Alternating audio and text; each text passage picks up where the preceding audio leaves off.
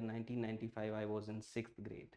One teacher came into my class and she spoke a few names. I was thrilled to see my name over there, but at the same time, I was upset. You know why?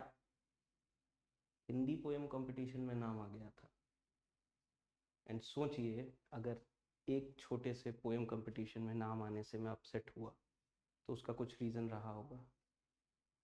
It was not because I couldn't narrate a poem, I couldn't learn or mug up a poem. It was because that was for the first time I had to face the public. Stage fear. And it has many connotations. It was not only just facing public, it was also about how effectively we are facing public. The eye contact, the voice modulation, everything, the content, the speech, whatever we are going to speak up. So what happened was, my name was there and I was selected for that, though I was studious. Jhansi की रानी poem थी, याद कर ली और इतनी अच्छे से याद करी कि रात को भी कोई उठा करके पूछ ले तो बोल देंगे. The D-Day came. I was in front of mic, and at the same time I started fumbling. I was like, okay, my gesture was showing the lack of confidence, and in that wake of time, what happened was I forgot one complete stanza while reciting the poem. I came back to my class. It was not a good performance at all. So I couldn't expect any reward. Only thing what I got was I learned what are the things which are necessary to speak in front of public. And in that kind of setting, one thing that really matters is your content, your body language, voice modulation. Today, we are going to speak about the content, or we are going to learn about what that content should be to make that speech effective. That lands us to our today's topic, speech writing.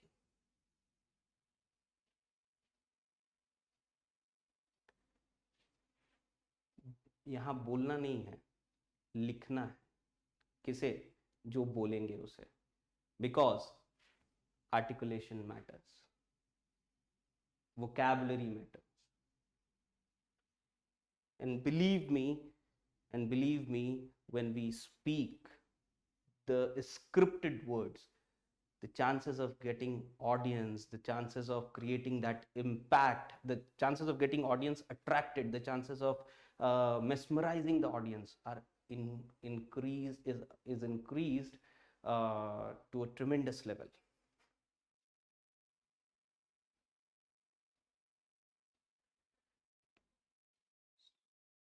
Speech writing. So what is a speech? We all know what a speech is. It is the formal address to the public in different settings. Formal address, though it does make use of informal things as well. भाई भाषण तो हमने सुना ही है, नेताओं का भाषण हो या कोई फॉर्मल जगह पे, जैसे असेंबली के अंदर में कई बार प्रिंसिपल सर ने ही कुछ बोला, कोई चीफ गेस्ट आए इंडिपेंडेंस डे पे, उन्होंने कुछ बोला, स्कूल का एनुअल फंक्शन है उसमें कुछ स्पीचेस हो गई, स्टूडेंट्स हेड बॉय या हम ही ने कोई स्पीच दे दी. सब जगह किस तरीके से कहाँ पे हम स्पीच दे रहे हैं, all these things decide the content of a speech, our behavioral pattern in that speech, how informal or how formal we should be in there. तो वहीं पे हमारे पास में आ जाता है importance settings की.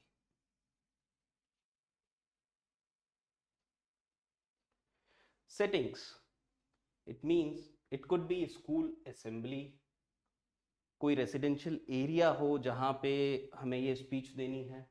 It could be remote locations. भाई remote locations में पेंडेमिक के टाइम में ऑनलाइन स्पीचेस हुई हैं कि नहीं? कई लोगों ने, जैसे even our prime minister has given speeches. He has addressed online to many nations. Those are powerful speeches. Auditorium or playground. So these are basically the geographical locations, and according to that, what is the varying parameter over there? कौन लोग बदल रहे हैं यहाँ पे? भाई school assembly में speech होगी तो किसके सामने देनी है? स्टूडेंट्स हैं। रेसिडेंशियल एरिया जहाँ हम रहते हैं, नेबर्स, हम जानते हैं उनको, वो हमें कुछ हद तक जानते हैं।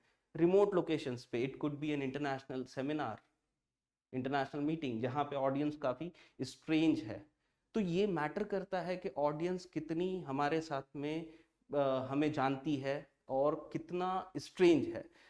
इन चीज़ों का फ़र्क हमारे स्पीच पे पड़ता है, और उसी के बेसिस पे अब आप मान लीजिए कि मैं अपने घर वालों के सामने स्पीच दे रहा हूँ, खड़े हो गए बस ऐसे ही पेन लेकर के माइक पे बोलने लगे, कुछ भी बोल सकते हैं, we are free, but at the same time we can't say everything और anything in front of students.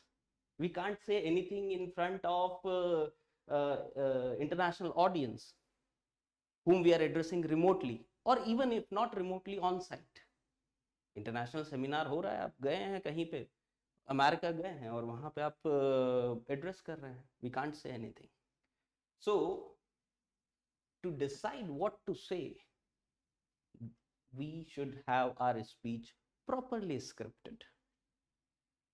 Necessity of speech writing, अब बात वही है, I am repeating the same thing but this time in sentence. Necessity क्या है?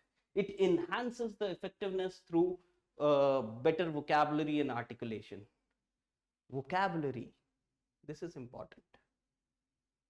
You might have heard about the figurative language, the figures of speech. आपने शायद अगर पढ़ा हो तो vocabulary, सेम चीज को बहुत इफेक्टिव तरीके से बोलने के लिए हमें शब्दों की जरूरत पड़ती है, and that where comes in vocabulary. Articulation, arranging the same things in a way that it will definitely leave a lasting impact on the audience. So to create the intended impact on the audience, वही बात जो मैंने कही. Marking scheme की हम बात कर लेते हैं. मार्किंग स्कीम हमें फॉर्मेट के लिए 1 मार्क मिलेगा. Format, we are going to talk about that in a meal mine. Content, आलू कैसा है समोसे के अंदर, वही डिसाइड कराता है ना कि हाँ भाई इधर से समोसा खाना है या उधर से खाना है. That is what is content. 2 marks इसके हैं. कंटेंट पे भी बात करेंगे, और कंटेंट के लिए रेसिपी तो आप ही की होनी चाहिए. अब the third point is expression. Expression also contains the 2 marks. Expression क्या है? How strongly we put forth our matter, our content, so that whether are we giving some sort of justifications, evidences, anything that could strongly support our topic, वो है expression. तो इन चीज़ों के लिए expression थोड़ा सा एक सटल वे में आता है, एक हिडन वे में, एक इनहेरेंट वे में छुपा हुआ है. मतलब कोई भाषण आप सुनते हैं, आपको बहुत अच्छा लगता है, अरे क्या तथ्य दिए हैं. अब वो तथ्यों की जब हम बात करते हैं तो यही है जो उसे बहुत स्ट्रांग बनाता है तो एक्चुअल में कंटेंट, लेकिन उनको किस तरह से एक्सप्रेस किया गया है, कैसे लिखा गया है, कैसे जोड़ा गया है, वही चीजें.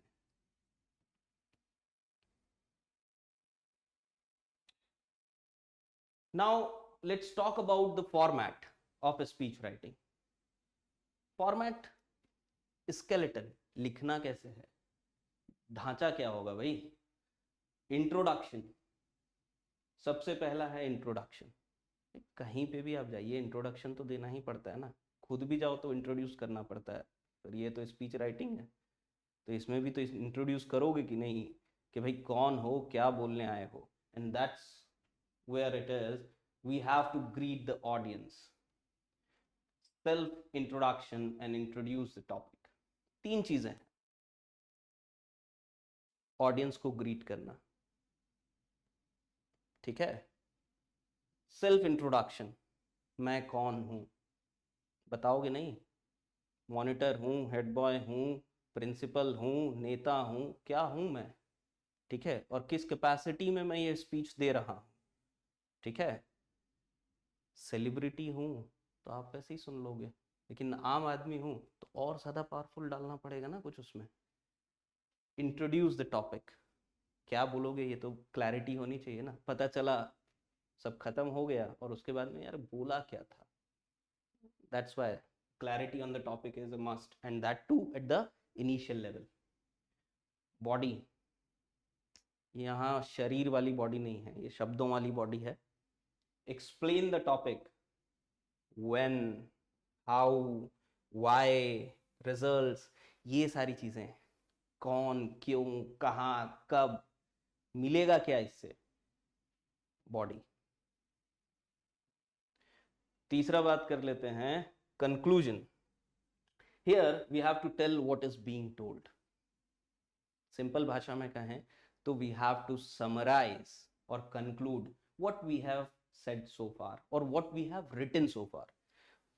बोला जाएगा इसी चीज को, लेकिन फिलहाल हमें एग्जाम में तो लिखना है, तो यहाँ पे we have to tell what is being told और व्हाट इज बीइंग मेंशन्ड, इसका निचोड़।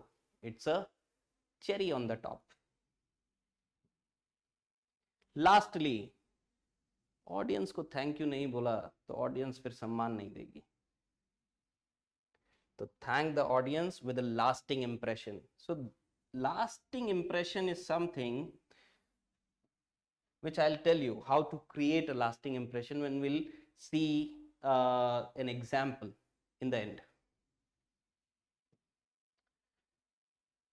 The last but not the least for this format part is do provide a title to the speech which is not to be spoken.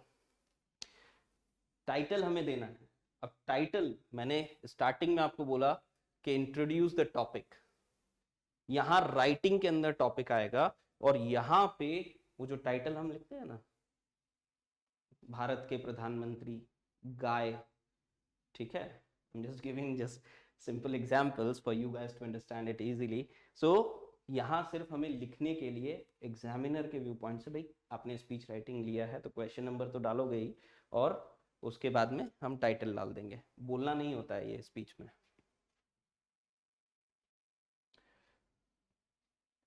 Introduction की बात कर लेते हैं। Introduction में कुछ चीजें हैं, important points which basically attract the audience to our speech at once.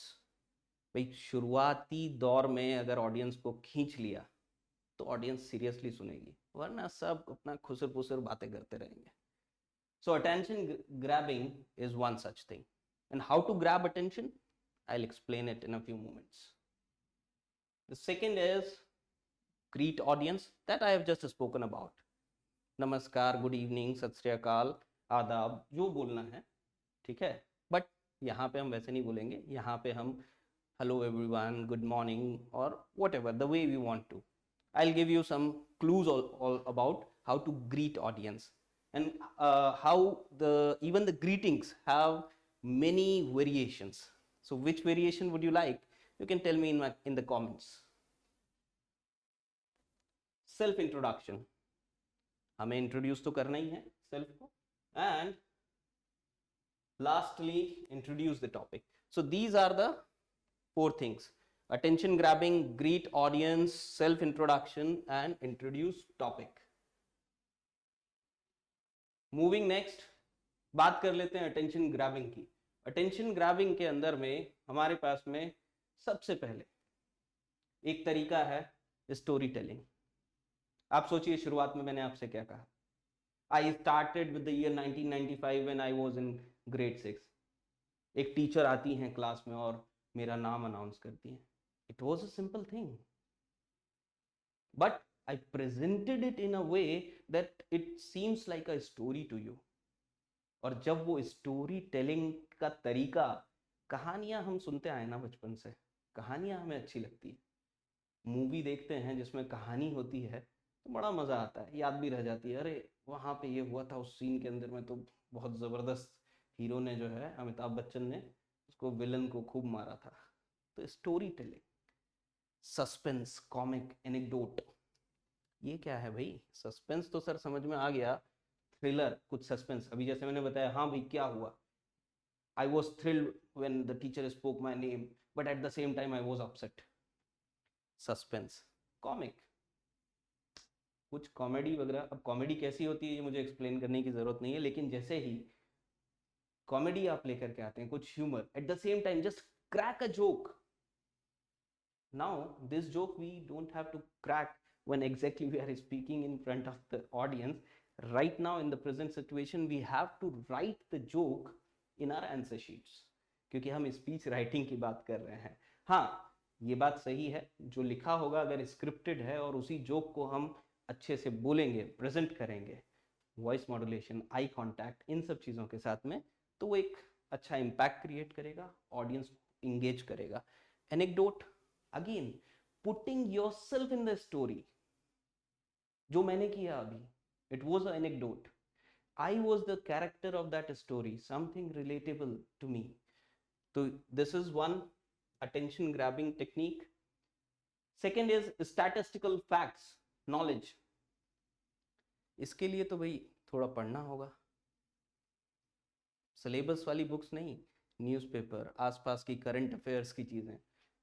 And believe me, ये सब चीज़ें अगर आप थोड़ा सा ध्यान दोगे, टफ नहीं है, आगे में काम भी आएंगी।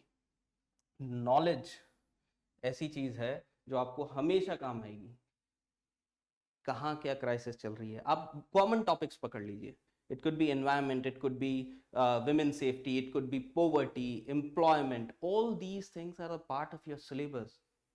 इकोनॉमिक्स में, एसएसटी वगैरह के अंदर में आप ये सब चीज़ें पढ़ते हैं, डेटा भी आपको मिलता रहता है, महंगाई कितनी हो गई है, पेट्रोल डीजल क्या चल रहा है, वॉट, उन सब चीज़ों को आप अपने स्पीच राइटिंग के अंदर में स्टैटिस्टिकल फैक्ट्स के तौर पे, हाँ, because we are talking about facts, so it could not be weak, facts means facts, universal truth वाली बात है। Rhetorical question, the third thing is rhetorical question, भाई ये क्या है, and that should be related to topic. अब ये किस तरह के क्वेश्चंस हैं? फॉर एग्जाम्पल, अगर मैं पूछूं, would you like to live in a nation where everyone is corrupt? Definitely we know the answer, but still that question still exists, I still ask that question to you, why so? पूछते हैं कि नहीं? क्या हम पसंद करेंगे ऐसे देश में रहना जहां हर कोई भ्रष्ट हो? ऑब्वियसली नहीं होगा सबका आंसर, लेकिन फिर भी हम पूछते हैं to get the audience sustained and engaging. Rhetorical question, एक अच्छा एग्जाम्पल याद आ गया, एक मूवी थी शूट आउट एट लोखंडवाला, काफी समय पहले आई थी, उसके अंदर में even the rhetorical question was asked by जज at the end of that movie, and that rhetorical question was, आप अपने घर के बाहर एक बंदूक लेकर के खड़ा हुआ एक व्यक्ति है, तो आप क्या चाहेंगे, वो एक पुलिस इंस्पेक्टर हो या वो एक टेररिस्ट हो? ये उसका एग्जाम्पल मैं कोट कर रहा हूं, this was a rhetorical question even used in the movie eight the and. तो these questions sometimes not only create the lasting impression on the audience but also helps the sustainability of the audience, उनका interest बना रहता है। अरे कुछ question है, कोई सो गया तो जगाने के लिए, मजाक कर रहा हूं।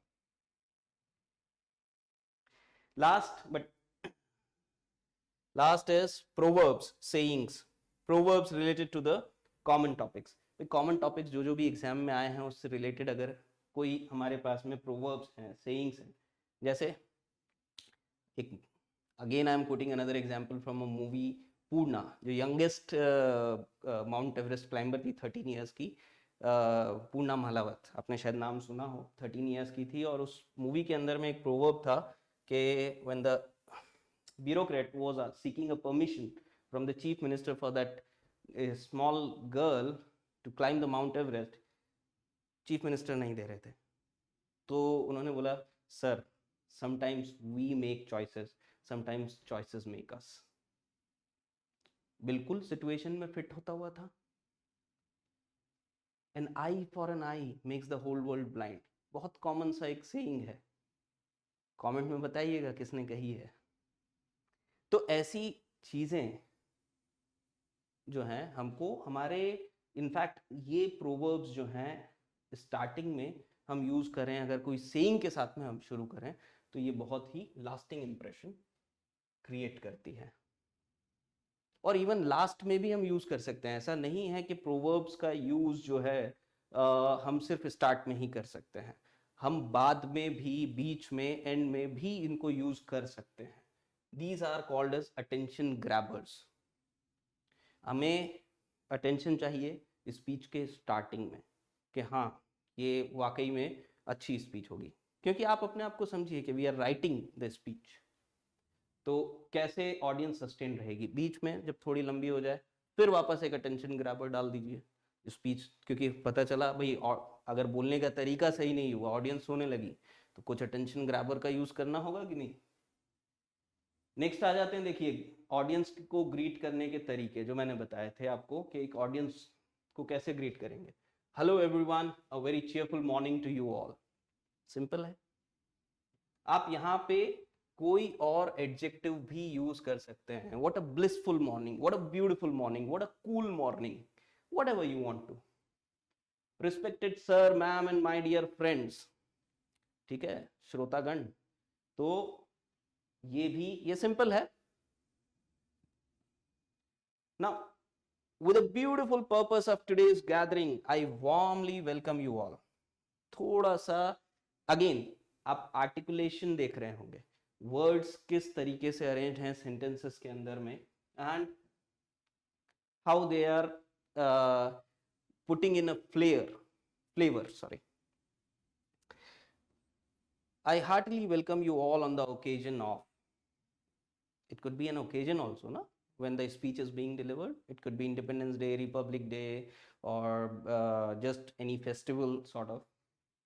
So these are some greetings जो हम यूज कर सकते हैं।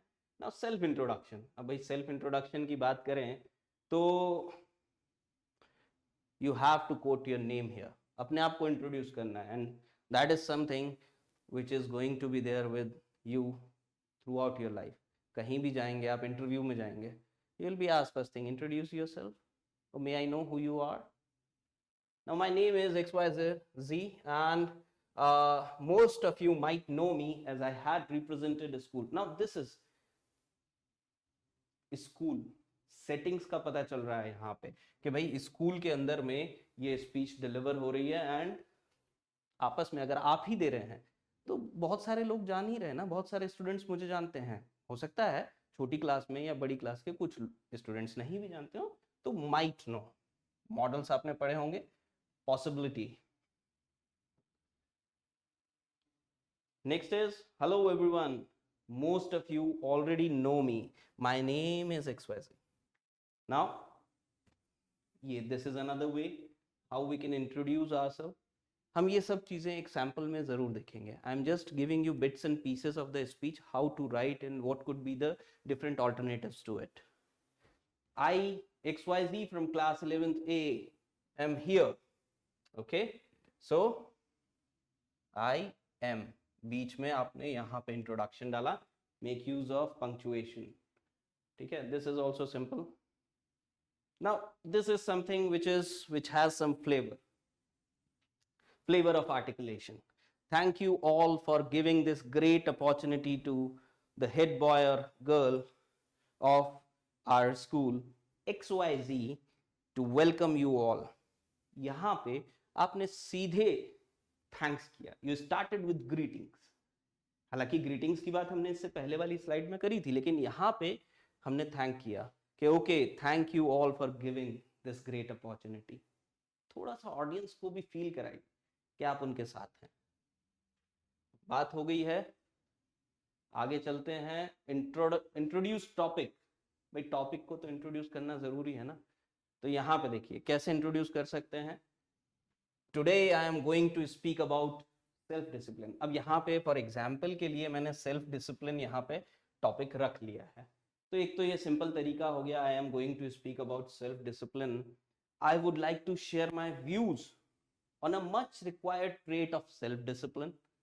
ये भी एक तरीका हो गया. And when you want to establish your credibility as a speaker, you could choose to have this option to introduce topic. When I fought with my inner self, I understood the benefits of getting up early, which lands us to our today's topic of self discipline. तीनों में ही हम जो है topic को introduce कर रहे हैं, self discipline को. यहां भी आ रहा है, यहां भी आ रहा है, लेकिन कौन सा ज्यादा बेहतर लग रहा है लिखने में ये आप डिसाइड कीजिए.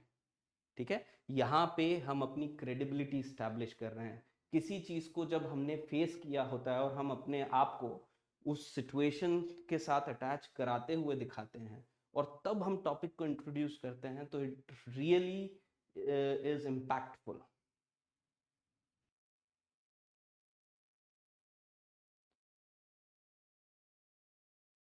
इंट्रोडक्शन, अब एग्जाम्पल की बात कर लेते हैं. इंट्रोडक्शन कंप्लीट हुआ यहाँ पे. Now let's take an example to understand the all the things. Topic introduction, self introduction, greeting, attention grabber. Now this is the attention grabber. At the stroke of midnight hour, when the world sleeps, India will awake to life and freedom. You might be knowing ये sentence बहुत famous है. Tasked with destiny. Speech थी पंडित जवाहरलाल नेहरू की on the first eve of Indian independence.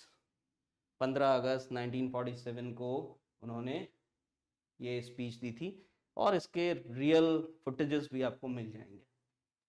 This quote bye Pandit Jawaharlal Nehru. अब देखिए यहाँ पे आपने सीधे स्टार्ट किया एक कोट के साथ में या एक स्पीच के एक्सट्रैक्ट के साथ में. We call it attention grabber, जिनकी हमने बात करी थी. यहाँ एक रिटोरिकल क्वेश्चन भी हो सकता था. ठीक है, और कोई और सेइंग्स भी आप यूज कर सकते थे. स्टैटिस्टिक्स भी जा सकती थी. This quote by Pandit Jawaharlal Nehru from his historical speech reminds us of the cost we had paid through invaluable sacrifices for breathing freely in the largest democracy of the world, India. यहाँ पे अब क्या हम कर रहे हैं? Introduction दे रहे हैं कि नहीं दे रहे हैं? हल्का सा. We are at least providing a justification for this extract.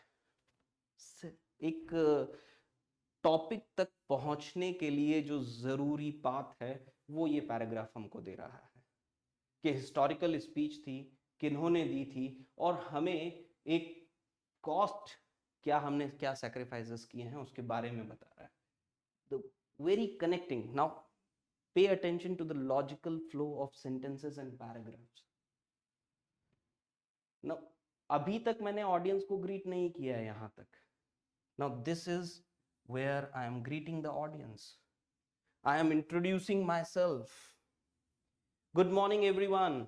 I XYZ, your friend from 11th A, am delighted to have this golden opportunity to present my views on the progress made by India after independence.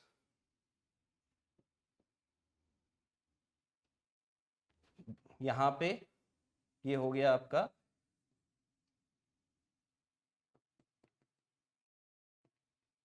greetings.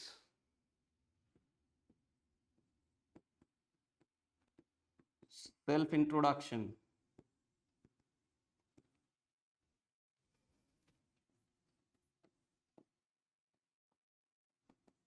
Topic.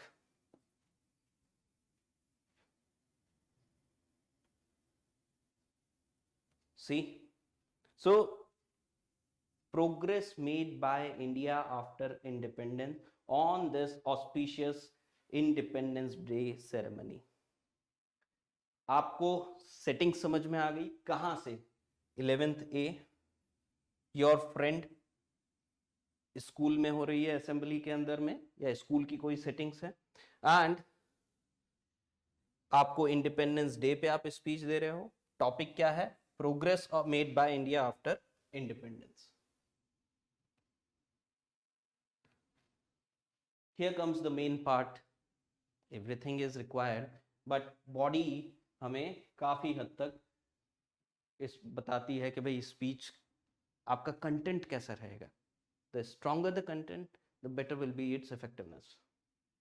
Now, I'll give you the clues. We'll definitely take an example for that. I'll give you the clues how to write the body of speech. So first is we could provide a situational analysis. अब ये क्या है situational analysis? Simple सी चीज समझें, क्या situation है, क्या चल रहा है. फॉर एग्जाम्पल अगर मैं बात करूं पोवर्टी की, so what is the poverty status of India. अगर मैं बात करूं एजुकेशन की, so where we are in terms of education. यहाँ मैं बात कर रहा हूँ ब्रॉडर लेवल पे, नेशनल लेवल पे, कि एजुकेशन का स्तर क्या है इंडिया में. क्या हमें और इम्प्रूवमेंट करना है, या हम जैसे न्यू एजुकेशन पॉलिसी आई है उसके बारे में कुछ हम बता सकते हैं.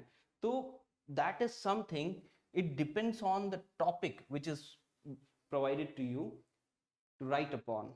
तो background of the topic, it could be a simpler topic, benefits of yoga. काफी कुछ लिखने के लिए है हमारे पास में योगा पे. International yoga day, the contribution of India in that.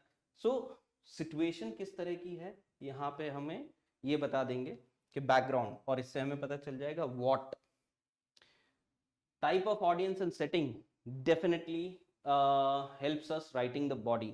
भाई audience किस तरह की है, आप कितना formal या informal जा सकते हैं, proportion of formal and informal tone, and the main message to be delivered clearly. All these things, this is something very much required. Audience and setting हमें हेल्प करती है कि भाई हम कितना फॉर्मल जाएंगे या कितना इनफॉर्मल जाएंगे. जैसे नेताओं का भाषण होता है, हर तरह की पब्लिक होती है, इनफॉर्मल टोन में होता है काफी कुछ. इनफॉर्मल मतलब जो प्रोफेशनल नहीं रहे. वहीं पे एक सीईओ अगर प्रेजेंट कर रहे हैं, chief executive officer of a company is presenting in front of another company, या बोर्ड मीटिंग के अंदर में प्रेजेंट हो रहा है, that will definitely be formal to certain extent. Depending on our relationship with the board members or the audience, we can go informal. However, speech writing is something, क्योंकि आपको बोलना है ना, आप informal जा सकते हैं पूरे तरीके से. एक्सटेंट कितना होगा वो थोड़ा सा हमें ऑडियंस से, सेटिंग से हमें पता चल जाता है. ठीक है. अब यहाँ पे कुछ पॉइंट्स हैं जो हम बॉडी में यूज कर सकते हैं. ये टॉपिक के हिसाब से डिपेंड करेगा. So I am not specifically categorising के भाई इस टॉपिक के लिए आप ये यूज कीजिए. प्रॉब्लम्स, एनवायरनमेंट का आप एग्जांपल ले लीजिए. एनवायरनमेंट की प्रॉब्लम है, ठीक है, या कोई टेक्नोलॉजी से रिलेटेड स्क्रीन टाइम काफी ज्यादा हो गया है स्टूडेंट्स का, तो उस चीज के लिए क्या प्रॉब्लम्स हैं एनवायरनमेंट की, पोल्यूशन की, सेफ्टी इश्यूज को लेकर के बहुत सारी प्रॉब्लम्स हैं. सॉल्यूशंस क्या हो सकते हैं, इसके इर्द गिर्द सोचने से हमें काफी सारे पॉइंट्स मिलेंगे और उनको हमें प्रॉपरली फ्रेम करना है. इसका वैसे एक तरीका होता है बॉडी को लिखने का. कुछ बुलेट पॉइंट्स में आप साइड में लिख लीजिए, रफ नोट्स बना लीजिए, और उन रफ नोट्स के अंदर में जो है आप बाद में एक बुलेट पॉइंटर्स आपने बना लिए रफ में, एंड उसके बाद उनको प्रॉपरली सेंटेंसेस में फ्रेम किया. अपफ्रंट जब आप लिखने लगेंगे तो you might and up with logical flow के साथ में कुछ गड़बड़ हो सकती है. You might and up with something ambiguous, uncertainty या कुछ कंफ्यूजन उसमें हो जाए. अच्छा यार ये सेंटेंस पहले आना चाहिए था, फिर पूरा काटोगे और फिर लिखोगे, वो चीज तो ठीक नहीं है ना. तो इसीलिए पॉइंटर्स बना लो. Actions and outcomes. एक्शंस, भाई क्या स्टेप्स, कुछ अगर कोई चीज है, जैसे एग्जाम्पल ले लेते हैं कि टेररिज्म. अब टेररिज्म वाली जो चीजें हैं उसके अंदर में काफी सारे एक्शंस गवर्नमेंट ने लिए हैं, ग्लोबल लेवल पे काफी सारे स्टेप्स लिए गए हैं. Now if the topic comes like that, health हो सकता है, उसमें काफी सारे स्टेप्स लिए जा रहे हैं, एम्प्लॉयमेंट को लेकर के स्टेप्स लिए जा रहे हैं, societal issues are generally discussed in speeches, ठीक है, या कुछ भी आ सकता है। तो एक्शंस और उनके क्या कॉन्सिक्वेंसेस या आउटकम्स हुए हैं, ये आप इसके अराउंड सोच करके सेंटेंसेस बना सकते हैं। This is something, I will put a star. Compare and contrast, पिछली सिचुएशन में व्हाट हैज हैपेंड एंड या what had happened and now what is happening and what is expected to happen, इन चीजों को link करेंगे ना तो automatically will have the comparison, will have the contrast. और इन चीजों के लिए पता है इंडिकेटिव वर्ड्स क्या हम यूज करते हैं, हाउएवर, डिस्पाइट दिस, या अगर हम कंपैरिजन करते हैं तो वेयर इज, राइट। तो बट ये इन इस तरह के वर्ड से हम कंपैरिजन या कॉन्ट्रास्ट एस्टैब्लिश करते हैं राइटिंग में। And the last is cause and effect. मैं वापस से वही एग्जांपल ले लेता हूँ एनवायरनमेंट का, in which what are the causes of pollution. Normal आपने टॉपिक्स पढ़े ही हैं, पोल्यूशन कितने तरह के होते हैं, तो वहाँ थ्योरेटिकल से ज़्यादा थोड़ा सा यहाँ पे we should be factual.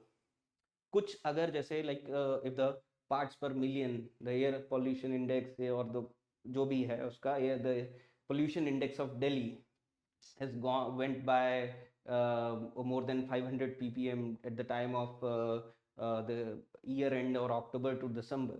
That is something very dangerous. So what are the causes and what is the effect? Health पे इफेक्ट आ रहा है। नाउ यहाँ पे जब आप पॉल्यूशन के लिए कॉजेस की बात करेंगे, आप जब यहाँ पे इफेक्ट्स की बात करेंगे, तो डेफिनेटली ये कहीं ना कहीं इस चीज को रिलेट भी कर रहा है प्रॉब्लम्स के साथ में और सॉल्यूशंस के साथ में। तो आप नेक्स्ट जो इफेक्ट होगा, अब जैसे डिजीजेस हो गए, सॉल्यूशन क्या है भाई ओवरकम करने के लिए, you could explain that. So यहाँ पे we are answering to why, how, when and by whom. इस तरह की चीजों को आप दिमाग में सोच करके चलेंगे और इन पॉइंटर्स के अराउंड अपने सेंटेंसेस और अपने चीजों को एक्सप्लेन करेंगे। एक ये शॉर्ट टेक्निक है, I just thought to tell you, coder technique. Create या कलेक्ट आइडियाज हम बोल सकते हैं इसको, कलेक्ट,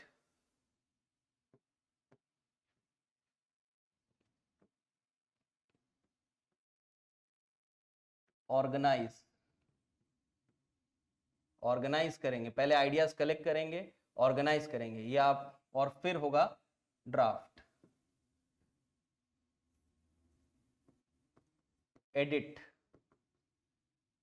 एंड फाइनली यहां पे आ जाता है, ये स्पीकिंग के लिए होता है rehearse.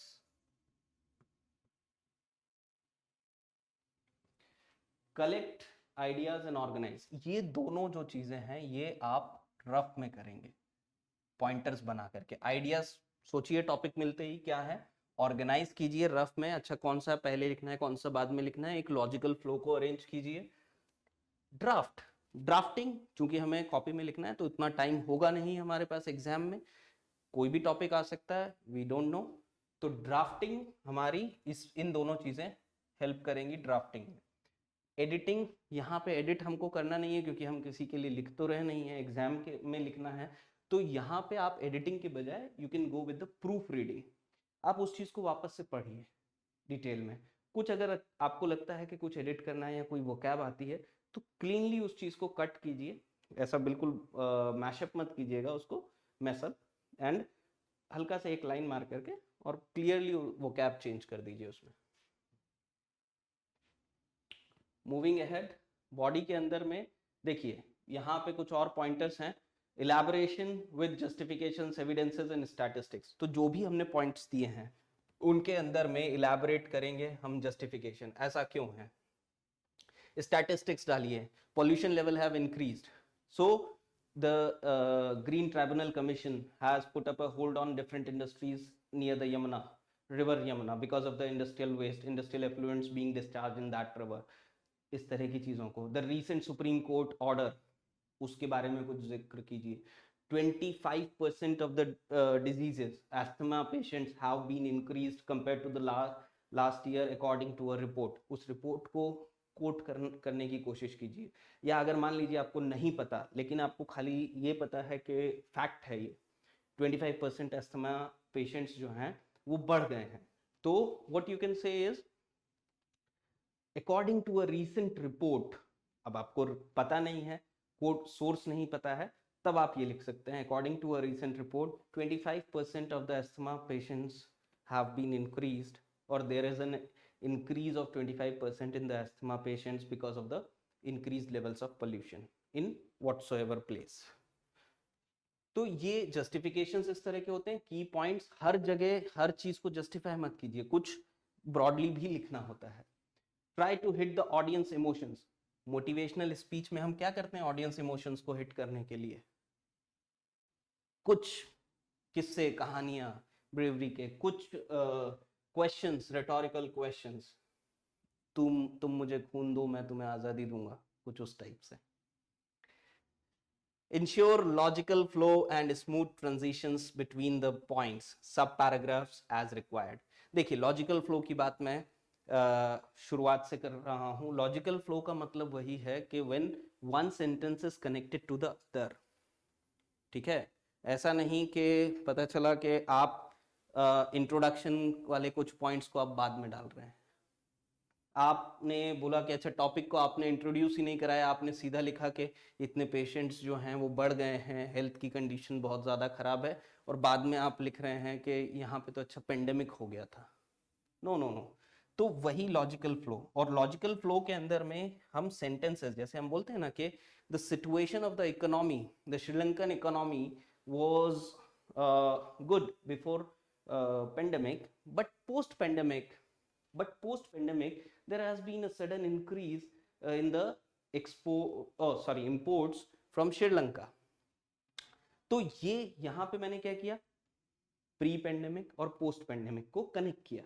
This is what is the transition. ये ट्रांजिशन स्मूथ करने के लिए ही आपकी vocabulary, in addition to, moreover, besides, इस तरह की वोकैब हमको यूज करनी चाहिए.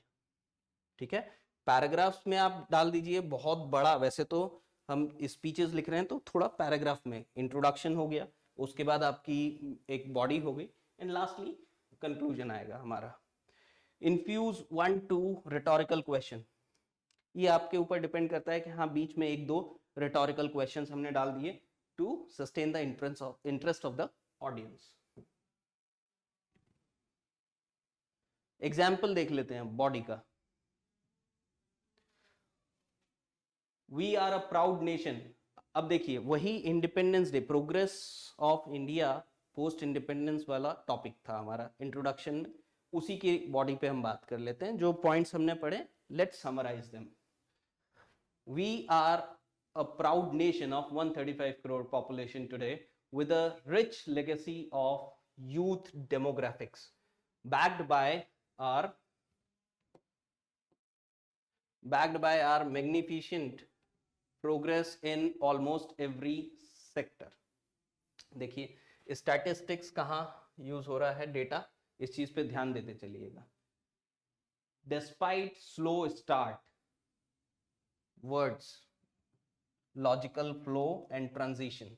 डिस्पाइट स्लो स्टार्ट, आजादी के बाद एकदम से हमने प्रोग्रेस नहीं कर ली थी.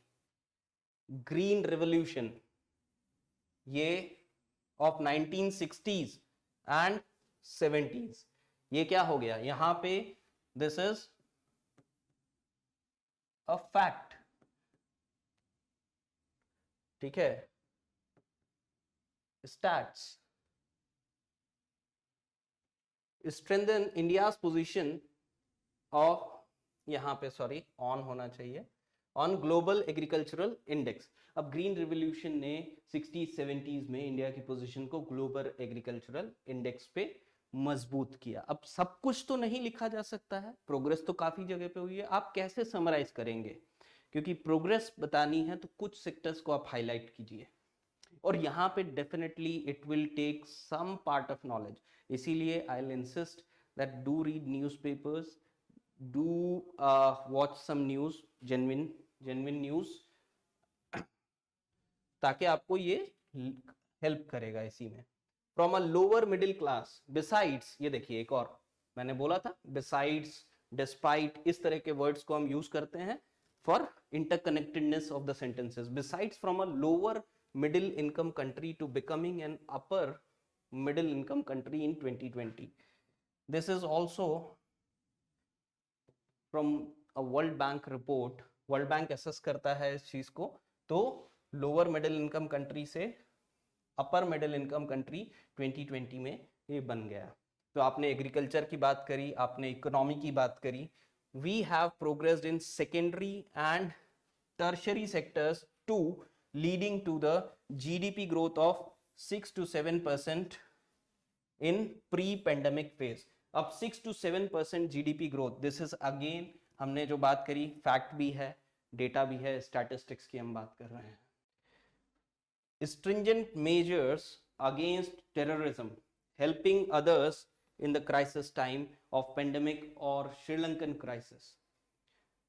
हमने क्या क्या लिए, अब एक और एंगल, टेररिज्म के अगेंस्ट स्ट्रिंजेंट मेजर्स हमने लिए, हमने दूसरों को क्राइसिस के समय में हेल्प करी, भले ही वो पेंडेमिक हो या श्रीलंकन इकोनॉमिक क्राइसिस जो अभी भी चल रही है।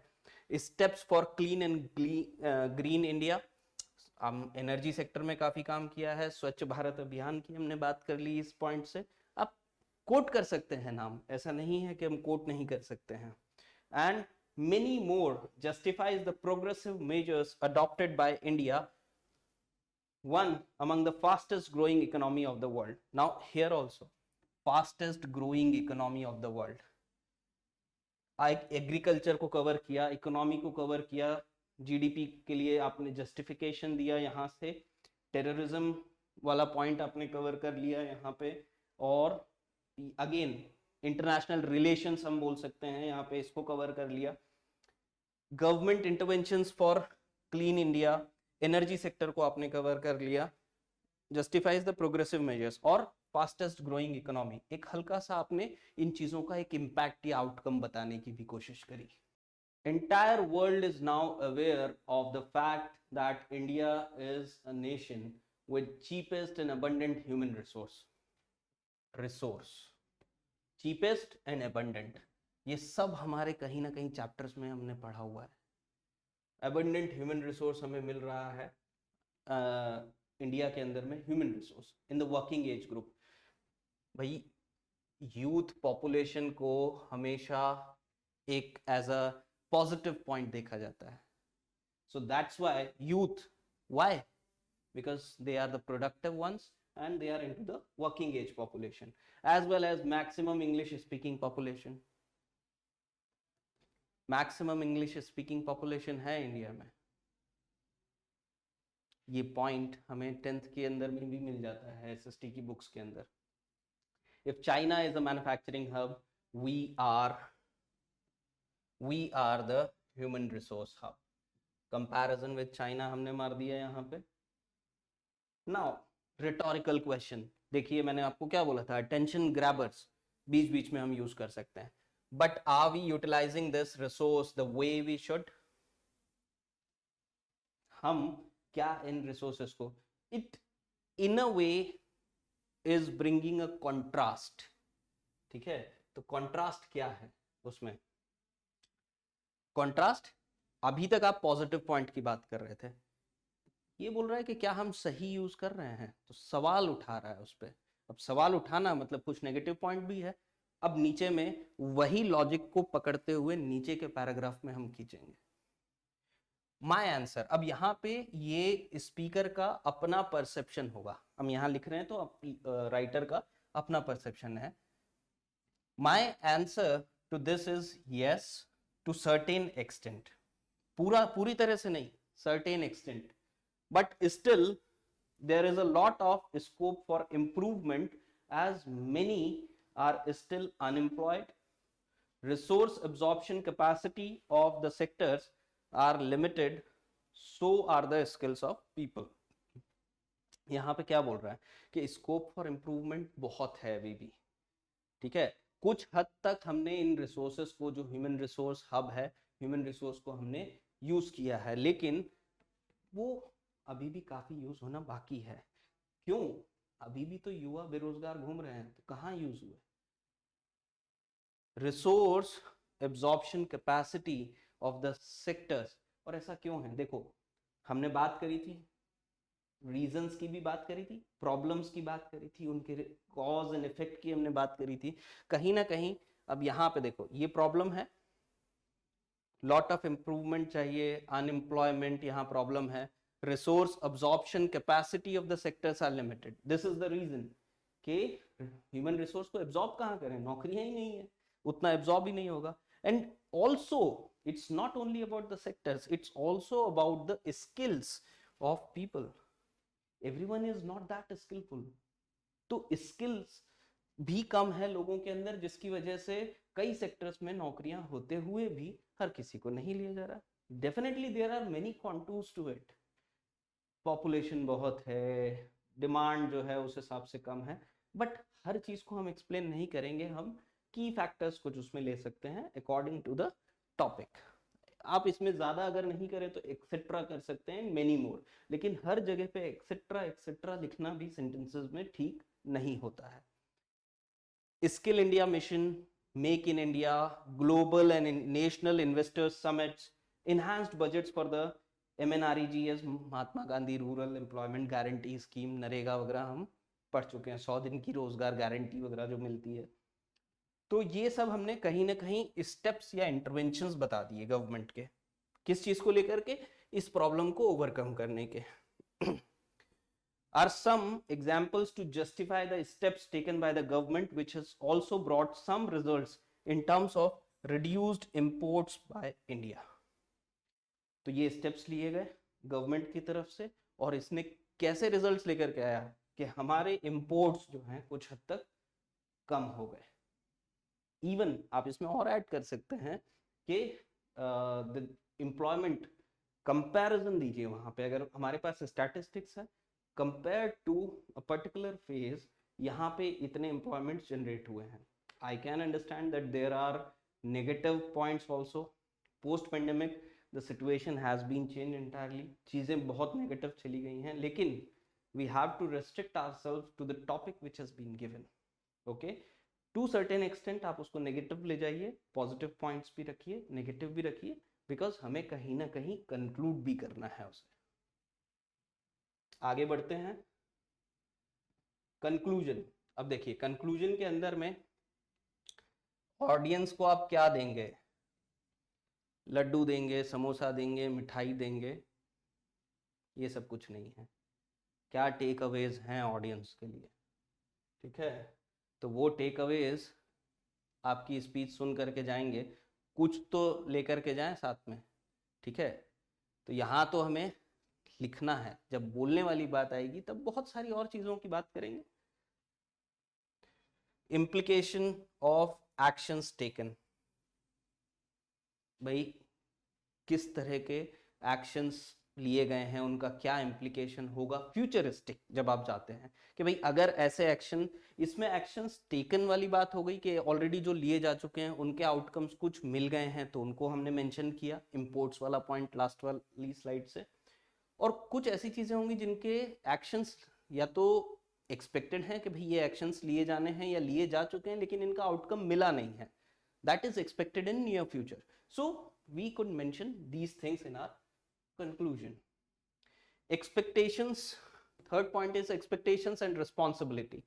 तो आप क्या एक्सपेक्ट करते हैं, किससे, कौन रिस्पॉन्सिबल है किसी चीज के लिए?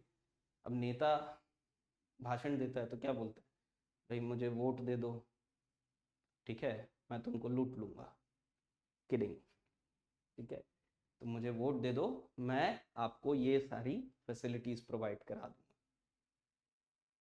एक्सपेक्टेशंस किससे? आप अच्छी स्पीच क्यों देना चाहते हैं या क्यों लिखना चाहते हैं? एक्सपेक्टेशंस। मार्क्स आएंगे, सर इतना मत समझाओ, हमें मार्क्स से मतलब है, हम लिख लेंगे, एक्सपेक्टेशन वही है। लेकिन दिस इज समथिंग, अगर ये चीज़ें आप एक्चुअल में, not only in writing, if you learn these things, definitely you are going to get benefited in your professional life.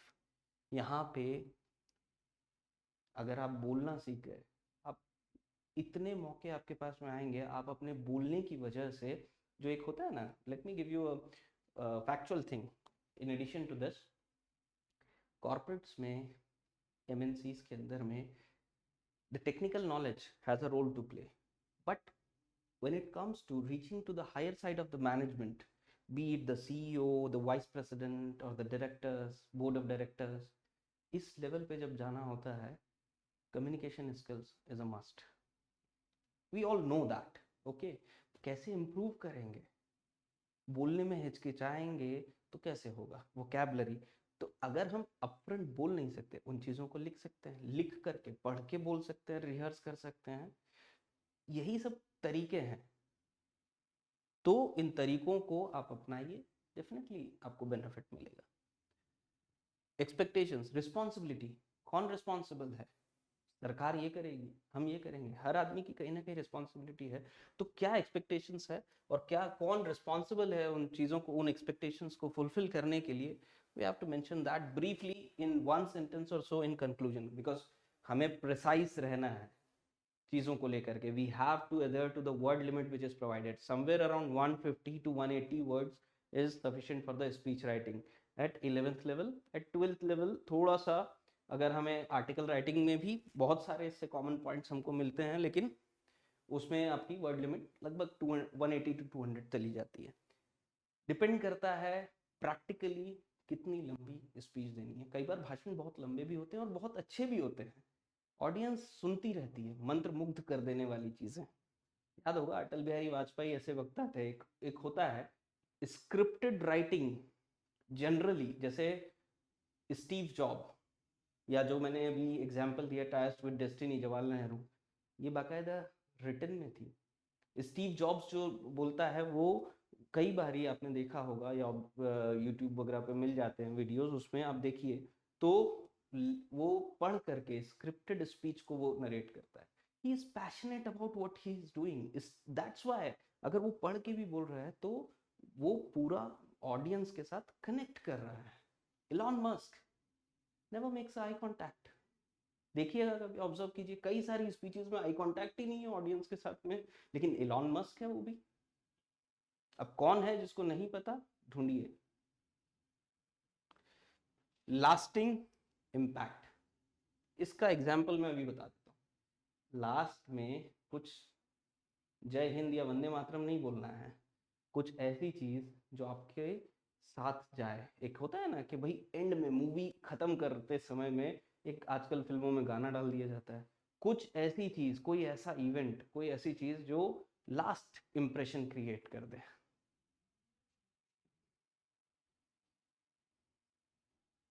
Example देख लेते हैं कंक्लूजन का। It has been possible because of the newer policies as well as their strict implementation at all levels. by new policies, अब आप पूरा जो भी बताया था progress of India after independence, उसको हम समराइज कर रहे हैं। strict implementation at all levels, the role of citizens cannot be ignored who have been productive enough to contribute to different sectors. citizens के रोल को इग्नोर नहीं किया जा सकता, जिन्होंने बहुत सारे सेक्टर्स, ये जो ग्रोथ हुई है इंडिया की, किसका अहम रोल है? सिर्फ सरकार का, जिन्होंने पॉलिसीज बना दी। अरे इम्प्लीमेंट करने के लिए लोग लगे, उन इम्प्लीमेंटेशंस को भी रिजल्ट्स तक पहुंचाने के लिए कहीं ना कहीं सिटीजन्स का इन्वॉल्वमेंट हुआ, लोगों ने विश्वास किया गवर्नमेंट की पॉलिसीज पे। तो citizens productive enough to contribute to the different sectors of the economy, and therefore the global demand for Indian laborers is on the peak today.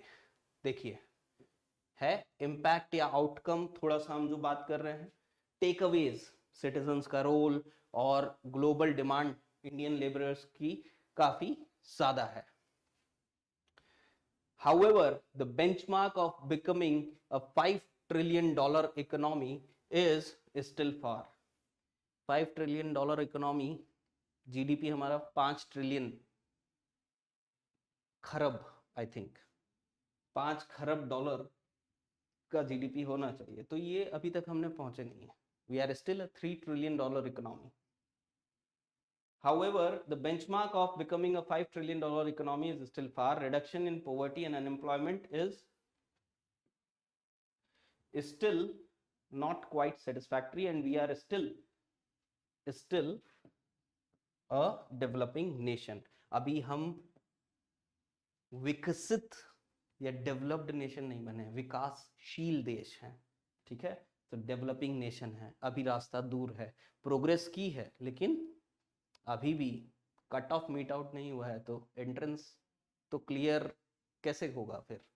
Cut off नहीं निकला, हमने प्रोग्रेस कर ली, 80% ले आए, 90% ले आए, भाई कट ऑफ तो 95 था, एडमिशन तो नहीं हुआ।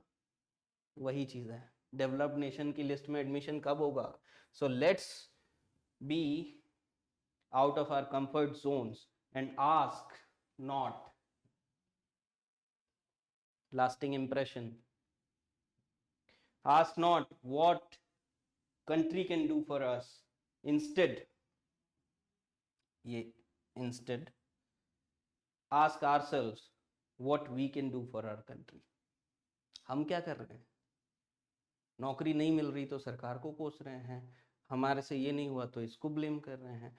What we are doing? Have we thought of some alternatives? What we can do for our country? We know that everywhere there are discrepancies, systems are not perfect. This is something, a lasting impression, ठीक है? Don't take it literally. This is just for explanation. And lastly, it's thank you to the audience. आपको नहीं कर रहा हूँ अभी, speech writing के अंदर में हमें लिखना होगा. Thank you everyone for being a wonderful audience and patient listeners. हालांकि लाइन अच्छी है ये मैं. Okay, sayonara.